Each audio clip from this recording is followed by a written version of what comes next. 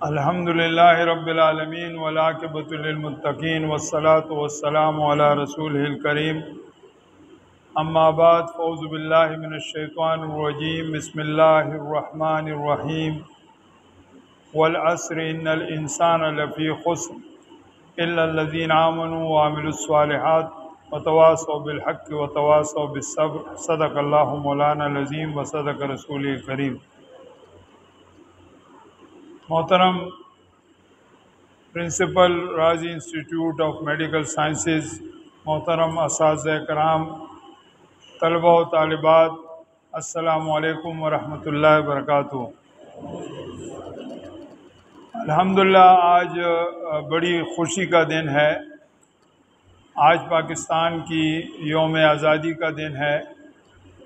आज हमारे वतन को 1947 में ब्रिटिश हुकूमत से आज़ादी मिली थी और जिस तरह हमारे बच्चों ने अपनी तकारीर में कहा कि बड़े पैमाने पर कुर्बानियाँ दी गईं, बर्र सग़ीर हिंद व पाक के मुसलमानों ने पाकिस्तान की तख्लीक में लाखों जानों के नजराने पेश किए थे और ये तारीख़ का एक स्याह बाब है जो मौजूद है और आइंदा भी मौजूद रहेगा। जो बहुत अहम बात है जो हमारे नौजवान नस्ल तक पहुंचानी चाहिए कि पाकिस्तान क्यों बनाया गया था, पाकिस्तान की वजह तख्लीक क्या थी। ज़ाहिर है पाकिस्तान नाम का पहले कोई मुल्क नहीं था जिसकी आज़ादी के लिए हम कोशिश कर रहे थे। यानी जिस तरह दीगर ममालिक होते हैं और वो किसी कौम की शनाख्त होते हैं और जब उन पर कोई बैरून मुल्क कब्ज़ा कर लेता है तो फिर वो आज़ादी के लिए जद्दोजहद करते हैं। जिस तरह फ़लस्तीन इस वक्त जद्दोजहद कर रहा है आज़ादी के लिए, या और ममालिक में अफ़गानिस्तान ने आज़ादी के लिए जद्दोजहद की है। लेकिन इस तरह का कोई मुल्क पाकिस्तान का पहले नहीं पाया जाता था कि जिसकी आज़ादी के लिए लोग तड़प रहे थे या उसके लिए कोशिश कर रहे थे। पाकिस्तान की बुनियाद दो कौमी नज़रिया है। आपने ये लफ्ज़ सुना होगा, दो कौमी नज़रिया, टू नेशन थ्योरी, जो हज़रत कायद आज़म मोहम्मद अली जिन्ना रहमतुल्लाह अलैह ने पेश किया था और वो उससे पहले भी कई अकाबरीन पेश कर चुके थे कि हिंदुस्तान में दो कौमें आबाद हैं, एक मुसलमान है और एक गैर मुस्लिम है। हालांकि हिंदुस्तान में बहुत सारी कौमें थीं, यानी मुसलमान के अलावा हिंदू एक अलग मज़हब था, सिख एक अलग मज़हब था, बुद्ध मत के मानने वाले भी थे, जीन मज़हब भी था और भी कई मज़ाहिब मौजूद थे। ज़ाहिर क्रिश्चियन मज़हब भी मौजूद था, ईसाई मज़हब भी मौजूद था। लेकिन पाकिस्तान की जो तख्लीक हुई थी वो दो कौमी नज़रिए के बुनियाद पे हुई थी कि दो कौमें आबाद हैं, एक मुसलमान है और एक गैर मुस्लिम है। और इस बुनियाद पर मुतालबा किया गया था कि हम एक ऐसा वतन बनाना चाहते हैं जहां मुसलमानों की अक्सरियत हो और वो अपने दीन और मज़हब के मुताबिक ज़िंदगी गुजार सकें। ये बुनियादी मुतालबा था जो बड़े ज़ोर शोर से हिंदुस्तान के मुसलमानों ने हिंदुस्तान की जो मुस्लिम लीग थी उस ज़माने में, ऑल इंडिया मुस्लिम लीग, उसके प्लेटफॉर्म के तहत पेश किया। और 1940 में जिसको करारदाद लाहौर कहते हैं, जो मिंटो पार्क लाहौर में जो जलसा हुआ था और उसमें ये करारदाद मंजूर की गई थी कि एक ऐसा वतन बनाया जाए। और उस वक्त पाकिस्तान का नाम भी अभी नहीं यानी कॉइन किया गया था, वो बाद में पाकिस्तान का नाम चौधरी रहमत अली ने तजवीज़ किया। लेकिन एक ऐसे वतन की बात हुई कि जिसमें मुसलमानों की अक्सरियत हो और उसके लिए फिर तहरीक पाकिस्तान चली, एक कंपेन चली, एक ज़बरदस्त कंपेन चली पूरे हिंदुस्तान में जिसमें हिंदुस्तान के उन मुसलमानों ने भी हिस्सा लिया जो उन इलाकों में रहते थे जिनको पता था कि हम पाकिस्तान में शामिल नहीं होंगे। ये बड़ी अजीब बात है कि दिल्ली के और जो बहुत बड़ा हिंदुस्तान का इलाका है उसके मुसलमान यूपी के, बिहार के और जो सूबे हैं हिंदुस्तान के, आंध्र प्रदेश और उत्तर प्रदेश और मुख्तलिफ इलाके हैं हिंदुस्तान में, बड़े बड़े इलाके हैं, ज़ाहिर हिंदुस्तान पाकिस्तान से बड़ा वतन है, उनके लोगों ने भी उसी जोश व खरोश से तहरीक पाकिस्तान में हिस्सा लिया। जिस तरह पाकिस्तान के अंदर जो इलाके आ रहे थे, जो बंगाल का इलाका था या पंजाब या सूबा सरहद या सिंध, बल्कि अगर मैं ये कहूँ कि उन लोगों ने हमसे ज़्यादा जोश व खरोश से हिस्सा लिया पाकिस्तान की तख्लीक में, तो ये गलत नहीं होगा। ये बड़ी अजीब बात है कि वो लोग पाकिस्तान का मुतालबा कर रहे थे जो पाकिस्तान में नहीं रहते थे, और उसकी वजह वो नज़रिया था, वो नज़रिया इस्लाम था कि हम चूंकि मुसलमान हैं इसलिए हमारे लिए एक अलग वतन होना चाहिए। तो ये एक इनफरादियत है पाकिस्तान की। ये पूरी दुनिया में वाहिद वतन है जो वतनियत की बुनियाद पे नहीं बना, जो किसी कौम की बुनियाद पे नहीं बना कि यहाँ पाकिस्तानी कौम रहती है इसलिए पाकिस्तान बनना चाहिए। जिस तरह जर्मन कौम रहती है, जिस तरह तुर्की कौम है, जिस तरह जापानी कौम है, इस तरह एक पाकिस्तानी कौम है जिसके लिए वतन चाहिए। ऐसी कोई बात नहीं थी, उस वक्त पाकिस्तानी कौम थी नहीं, मुसलमान थे, हिंदुस्तान के मुसलमान थे, बर्र सगीर हिंदो पाक के मुसलमान थे, और वो चाहते थे कि एक अलग वतन बनाए। तो ये पाकिस्तान की एक बड़ी इम्तियाजी हैसियत है जो पूरी दुनिया में उसको इनफरादियत बख्श दी है, और इस वजह से पाकिस्तान का बनना जो है वो एक गैर मामूली काम था जो हुआ आज से 78 साल पहले जब ये वाक़या हुआ और पाकिस्तान बना। तो it was a extra ordinary feature, यानी दुनिया में गैर मामूली काम हुआ कि एक ऐसा वतन मारज़ वजूद में आया जो नज़रिए की बुनियाद पे बना, नज़रिए इस्लाम की बुनियाद पे बना, और वो जो दो कौमी नज़रिया है वो अमलन उसको नाफिज किया गया, और अंग्रेज़ों ने इस मुतालबे को तस्लीम किया, और उसके लिए जो कुर्बानियाँ दी गई उसका तस्करा हो चुका है। आपने अभी चंद दिन पहले एक बात सुनी होगी, अभी जो बांग्लादेश में तब्दीली आई है उस हवाले से आपने एक बयान सुना होगा कि जब 1971 में बांग्लादेश बना था और मशरिकी पाकिस्तान से जुदा हुआ था, तो उस वक्त हिंदुस्तान की जो वज़ीर आज़म थी इंदिरा गांधी, उसने एक बयान दिया था कि हमने दो कौमी नज़रिया बहीरे बंगाल में दफन कर दिया, गर्क कर दिया, यानी टू नेशन थ्योरी गर्क हो गई बहीरे बंगाल में।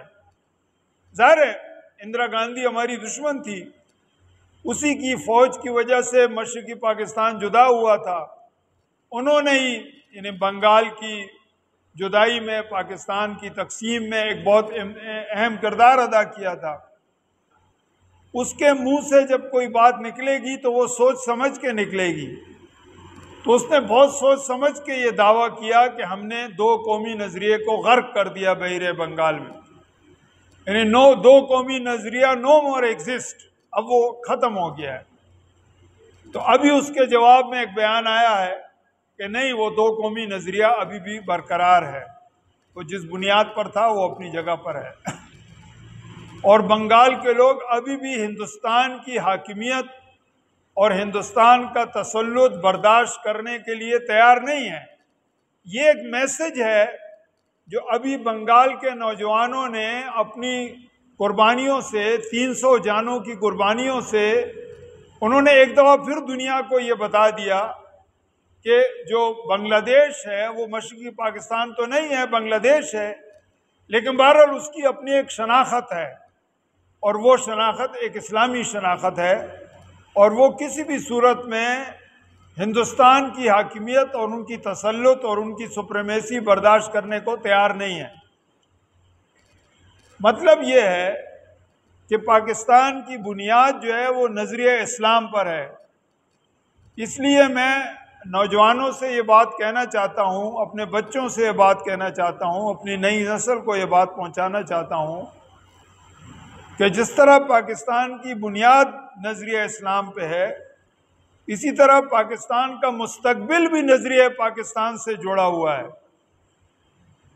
यानी हम अगर नज़रिया पाकिस्तान की, नज़रिया इस्लाम की आबियारी नहीं करेंगे और हम इसको फ़रोग़ नहीं देंगे तो पाकिस्तान का मुस्तकबिल जो है वो महफूज नहीं होगा।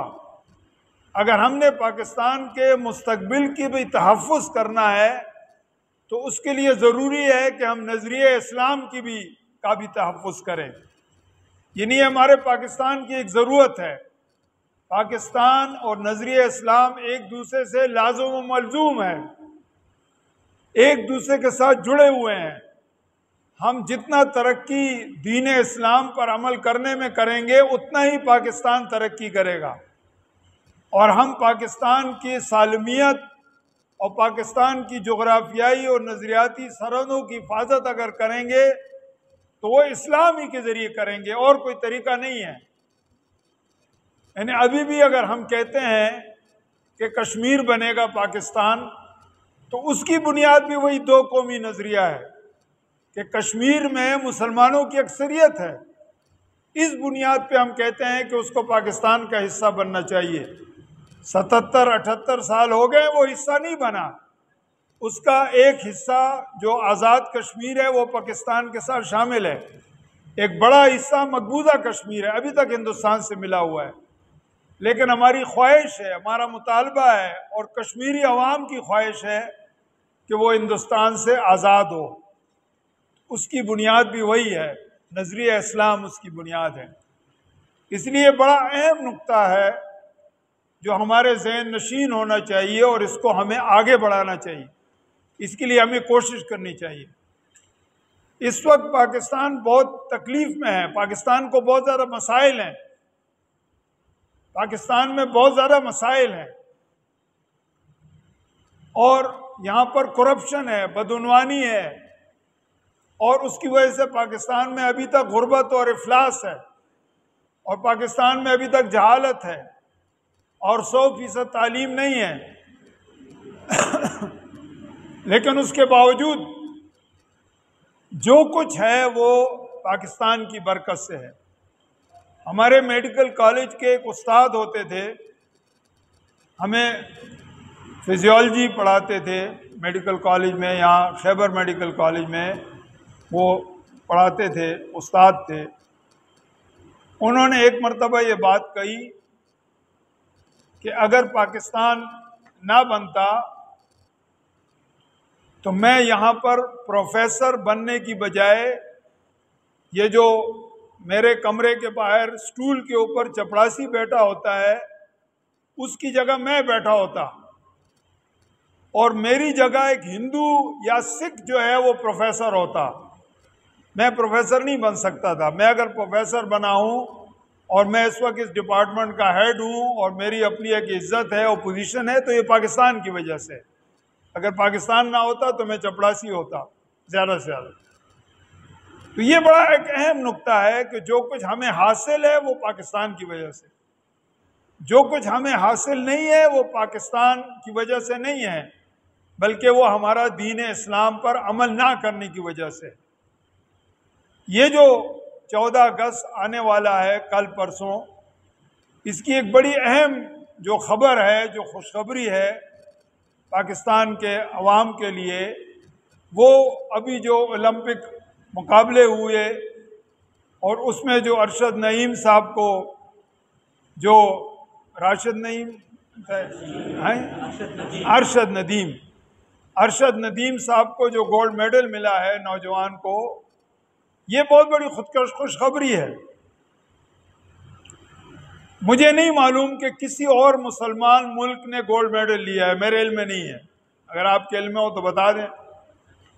मेरे इल्म में नहीं है। ज़ाहिर है जो बड़ी लिस्ट आई है कल परसों से कि अमेरिका ने इतने लिए हैं, चीन ने इतने लिए हैं, ऑस्ट्रेलिया ने इतने लिए हैं, जापान ने इतने लिए हैं, फ्रांस ने इतने लिए हैं, जर्मनी ने इतने लिए हैं, उसमें कोई भी मैंने लिस्ट में नहीं देखा। हो सकता है हो, मेरे इल्म में ना हो, लेकिन बहरहाल मेरे इल्म में नहीं है। और हिंदुस्तान ने भी कोई गोल्ड मेडल नहीं लिया। हिंदुस्तान ने भी सिर्फ चांदी का और ब्रॉन्ज के मेडल लिए, गोल्ड मेडल हिंदुस्तान ने भी नहीं लिया। आप देखें, ये एक बहुत मामूली बात लगती है कि सैकड़ों गोल्ड मेडल्स में से एक गोल्ड मेडल बड़ी मामूली बात लगती है, लेकिन हमारे लिए इसकी कितनी अहमियत है। ये एक और बात भी साबित करती है कि अगर हम अपने मामलात को प्रॉपर अंदाज में चलाएं, सही अंदाज में चलाएं, और हम मुल्क से बदउनवानी को ख़त्म कर दें, करप्शन को ख़त्म कर दें, और हमारे हुक्मरान जो है वो दयानतदार और ईमानदार लोग हों, तो हम भी ऐसे सैकड़ों मेडल ओलंपिक में हासिल कर सकते हैं। कोई मुश्किल काम नहीं है। मैं कल एक वेट लिफ्टर का इंटरव्यू सुन रहा था, बहुत तगड़ा वेट लिफ्टर था, और उसने कॉमनवेल्थ गेम्स में गोल्ड मेडल लिया था। तो उससे जीव वालों ने इंटरव्यू किया कि आप ओलंपिक में क्यों नहीं गए, तो उसने वजह बताई कि मैं क्यों नहीं गया। बड़ी अफसोसनाक वजह उसने बताई। अच्छा, मेरे जहन में भी वो था, जब ओलंपिक हो रहे थे मैं लिस्ट देख रहा था कि वो उसका नाम भी बड़ा अजीब है। इन्हें हमारे नामों में से अक्सर हम नाम अंबिया अलैहिस्सलात के नाम रखते हैं। तारे हज़रत मोहम्मद सल्लल्लाहु अलैहि वसल्लम का नाम सबसे ज़्यादा रखा जाता है, इस्माईल अलैहिस्सलाम का नाम, इब्राहीम अलैहिस्सलाम का नाम, ईसा अलैहिस्सलाम का नाम, मूसा अलैहिस्सलाम का नाम, याकूब अलैहिस्सलाम का, ये सब नाम हम रखते हैं। आदम अलैहिस्सलाम का नाम भी हम रखते हैं अपने बच्चों का। लेकिन मैंने पहली मरतबा कोई सुना, हो सकता है हो, नूह अलैहिस्सलाम का नाम उसने रखा हुआ है, नूह उसका नाम है। तो कल वो इंटरव्यू दे रहा था, तो उसमें उसने बताया कि क्यों मैं शरीक नहीं हो सका ओलंपिक में। हालांकि अगर मैं शरीक हो जाता, हो सकता है मैं भी कोई बड़ा मेडल जीत सकता था। तो वजह हमारे मुल्क में करप्शन का निज़ाम है, बदउनवानी का निज़ाम है। अगर हम इसको ख़त्म कर दें तो ऐसी बहुत सारी खुशखबरियाँ हम सुन सकते हैं। पाकिस्तान बहुत तरक्की कर सकता है। पाकिस्तान 24 करोड़ लोगों का वतन है। इसमें बहुत काबिल लोग पाए जाते हैं, बहुत बासलीयत लोग पाए जाते हैं। एक ज़बरदस्त पोटेंशियल है यहाँ पर, एक ज़बरदस्त सलाहियत है हमारे पास। हमारे पास दुनिया की तमाम नेमतें मौजूद हैं। अल्लाह तबारक व तआला का बहुत फजल है, हमें बहुत कुदरती वसाइल हासिल हैं, इंसानी वसाइल हासिल हैं। पूरी दुनिया में पाकिस्तानी, इस तरह अक्सर हम जिक्र करते हैं, डॉक्टर्स जो है बड़ी तादाद में, इस तरह और इंजीनियर्स, IT प्रोफेशनल, बैंकार, मईशतदान, हर फील्ड में पाकिस्तानी पूरी दुनिया में ज़बरदस्त यानी अचीवमेंट्स कर रहे हैं। लेकिन हम बहैसियत मुल्क गरीबों की सफ़ में शामिल हैं। ये बहुत अफसोस की बात है, ऐसा नहीं होना चाहिए था। हमें भी मालदार मुल्कों की, तरक्की याफ्ता मुल्कों की फहरिस्त में होना चाहिए था। लेकिन उसकी वजह वही है कि हम अपना जो चुनाव करते हैं, या हमारे ऊपर जो बदकिस्मती से हुक्मरान तबका आता है, वो करप्ट होता है। और हर लेवल पे करप्शन है, ऊपर से लेकर नीचे तक हर लेवल पे करप्शन है। यानी आप लोग भी उस करप्शन में कम नहीं हैं। आप लोग जो बैठे हुए स्टूडेंट्स मेरे सामने, वो भी कोई कमी नहीं करते। और हमें उस वक्त पता चलता है जब आपका एग्ज़ाम होता है और आप इम्तिहान में जब नकल करते हैं, तो वो भी करप्शन की एक शक्ल है कि आप इजी इन्हें एक वो हासिल करना चाहते हैं, जबकि उसकी इजाज़त नहीं है। तो ये हमारा एक कौमी शुआर बन गया है। करप्शन हमारा एक कौमी शुआर बन चुका है। ऊपर से लेकर नीचे तक सब लोग करप्शन में इन्वॉल्व हैं। और कोई भी कौम जो बदउनवानी करती हो, चाहे वो मुसलमान हो या काफिर हो, वो तरक्की नहीं कर सकती। तरक्की उसी वक्त हो सकती है जब मेरिट पे काम हो, मेरिट के ऊपर काम हो, काबिलियत के ऊपर काम हो। अगर किसी को मुलाजमत भी मिले तो काबिलियत की बुनियाद पे मिले, अगर किसी को इम्तिहान में नंबर मिले तो काबिलियत की बुनियाद पे मिले। अभी हम देखते हैं ना कि वो लोग जो मैट्रिक में और इंटर में जिन्होंने 95% और 96% नंबर हासिल किए होते हैं, फिर जब ईटा का टेस्ट होता है तो उसमें वो फेल हो जाते हैं, क्योंकि उन्होंने वो उस तरह से नहीं, उनका पढ़ाई नहीं की होती, उस तरह की तैयारी उनकी नहीं होती एग्ज़ाम की जिस तरह होनी चाहिए। तो ये एक बहुत बड़ा मसला है हमारे मुल्क का, और उसका हल ज़रूरी है। अगर हमने तरक्की करनी है दुनिया में तो हमें मेरिट को अपनाना होगा, हमें करप्शन को ख़त्म करना होगा, हर लेवल पे करप्शन को ख़त्म करना होगा। अपनी वज़ाहिर आगाज़ हम अपनी ज़ात से करेंगे, मैं अपनी ज़ात से करूँगा, आप अपनी ज़ात से करेंगे, आपके असातिज़ा अपनी ज़ात से करेंगे, आपकी यानी आम लोग करेंगे, और हम हुक्मरानों से भी तवक्को रखेंगे। पीछे संगा मैं भी अगरेंगे जे भी आमालुकुम उम्मालुकुम, जैसे आपके अमाल होंगे उससे आपके उम्माल होंगे। तो जब सदर और वज़ीर आज़म और वफाकी वज़ीर और वफाकी सेक्रेटरी और ब्यूरोक्रेसी और जर्नल और जज जब ये करप्शन करते हैं तो ये हमारी एक रिफ्लेक्शन होती है, हमारी एक रिफ्लेक्शन होती है जो वहाँ हमें नज़र आती है। वहाँ हम उनके ऊपर तनकीद करते हैं, लेकिन अपने बारे में नहीं सोचते कि हम खुद क्या कर रहे हैं। तो अल्लाह तबारक व तआला हमारे वतन को सलामत रखे। ए नगारे वतन तू सलामत रहे, तू खुश रहे। अल्लाह तबारक व तआला हमें तरक्की नसीब करे। अल्लाह तबारक व तआला हमें ईमानदार और दयानतदार हुक्मरान नसीब करे। अल्लाह तबारक व तआला हमारे बच्चों का, हमारी नई नस्ल का मुस्तकबिल रोशन करे। इंशाअल्लाह पाकिस्तान रहेगा, कायम रहेगा, तरक्की करेगा और अक़वाम आलम में एक मुमताज़ मकाम इंशाअल्लाह हासिल करेगा। व आखिर दावाना अनिल हम्दुलिल्लाहि रब्बिल आलमीन।